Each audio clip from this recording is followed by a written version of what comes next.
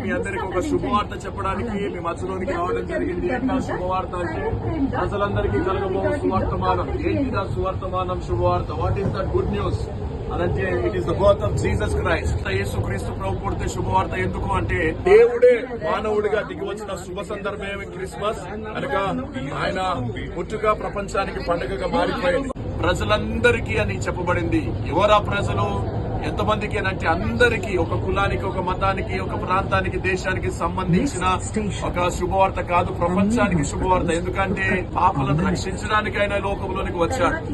ఆ పాపులు ఎవరు అనంటే అందరూ పాపము చేశారని దేవుడు అనుగ్రహించే మహిమను పొందలేక ఉన్నారని వాక్యం సెలవిస్తూ ఉంటుంది. కనుక అందరి కొరకు ఆయన చనిపోవడానికి భూమి మీదకి దిగి వచ్చాడు. కనుక వాక్యం సెలవిస్తుంది, రక్షకుడు మన కొరకు పుట్టి ఉన్నాడు.